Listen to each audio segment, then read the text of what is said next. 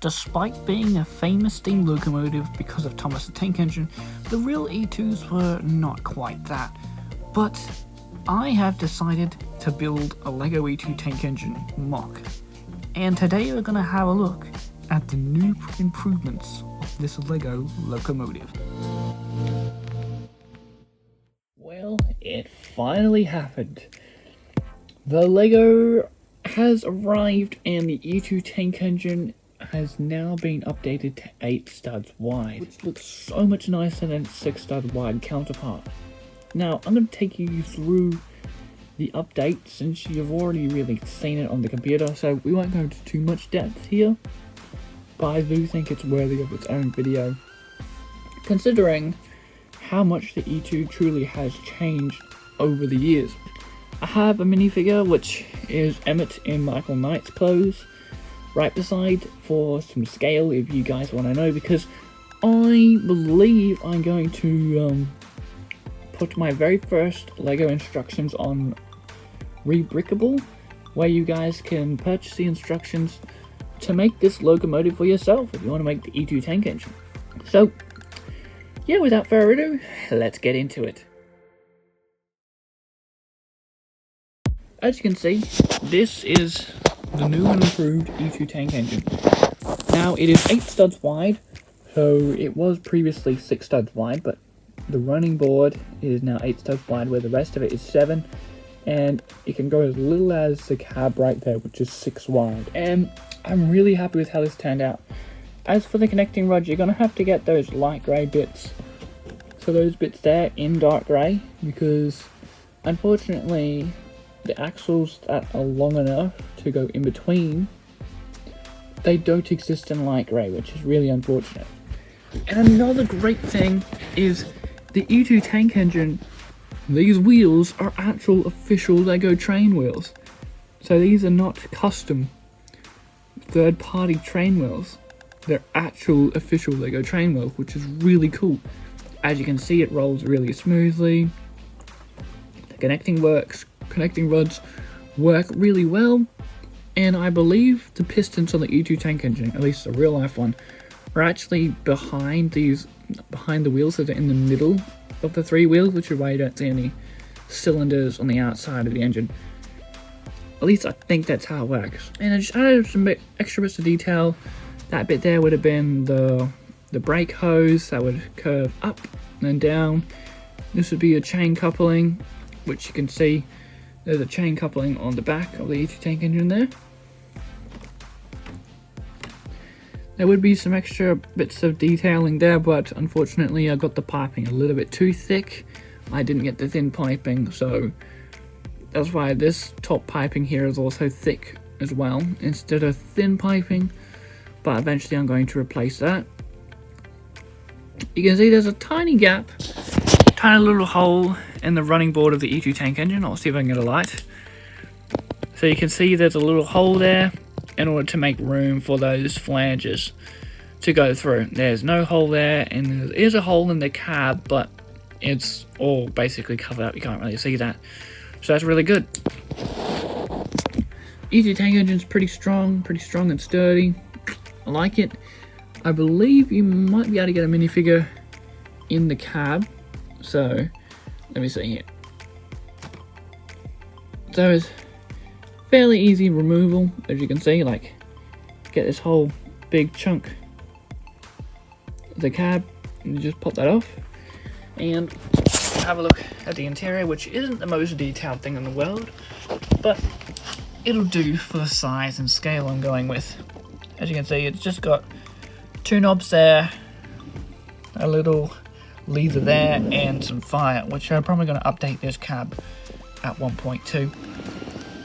You can see the shovel there, and the little coal bunker where you would shovel the coal and put it into the firebox. So there's that, and if you want to put a minifigure in there, put Emmett right there, and just close that off. There we are.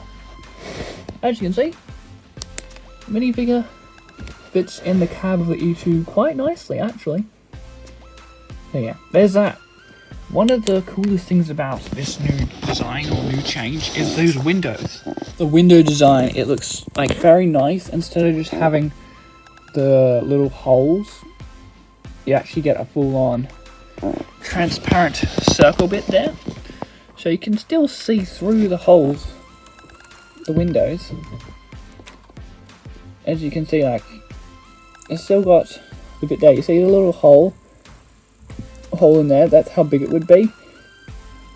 But as you can see, the transparent circles definitely give it a little bit more volume and a little bit more size. Quite like that. You can see the water tanks. This is the extended tank version. If you want the shortened tank version, I'm pretty sure that would be fairly easy. Just cut it off right about there. But this is basically the version that Thomas was based off, the extended water tanks, since the E2s unfortunately were not the best running locomotives in the world, which is quite funny. It's quite a controversial locomotive. Either you love it or you hate it, really. And most Thomas fans would either love this locomotive because it was what Thomas was based off. But if you're not a Thomas fan, after hearing about what this locomotive was like in real life, pretty big chance you're not going to like it. But as many other people have said, and I've said in the past before, is these tank engines could have been much better if they decided to get the upgrades and changes they needed. It's because of that boiler, because they had such a terrible boiler in real life that it burned through fuel way too quickly. So you can see the front here looks very nice and round. I like adding a little light grey bit there. You can make that fully black if you wish.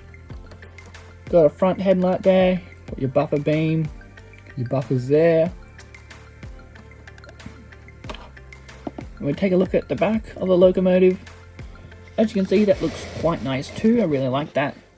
There's a better look at the chain coupling, which actually does connect to the magnet couplings, because thanks to those studs on top, either on the bottom or the top, it works just fine and able to pull the carriage along the curves. Another thing the E2 tank engine was famously known for, or famously not known for, was that it could not really do very tight corners because of its wheelbase. The wheels are just too far apart and they just caused a lot of issues. Not to mention they're very bumpy on the tracks too at any kind of reasonable speeds. So yeah, it really was unfortunate how useless these trains truly were in real life. But I still like it. It still looks really nice. You can see that. It's got a little whistle there, I'd say. Some extra bits of detail poking out there. Now, one thing I will say is British locomotives are not as wide as Australian locos. So this being 8 studs wide is the exact same width as my Lego Australian trains. Since I like to build Lego Australian trains, in case you didn't know. So unfortunately, it may be a little bit too wide compared to how it would be in real life. But that's okay, I still reckon it looks good. So, these also on the computer were light grey, but I think I like the white bars, so that looks quite nice too. And I went with the brown livery, as you can see there, and it's very nice. So yeah, that's basically E2 Tank Engine's new update. Definitely one of my nicest looking upgrades that I've done. So yeah, what do you guys think of the new and improved E2 Tank Engine? Do you like it, hate it? Let me put your thoughts down below in the comments, and I'll be sure to read them.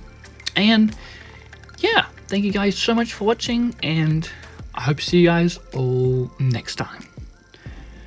Bye!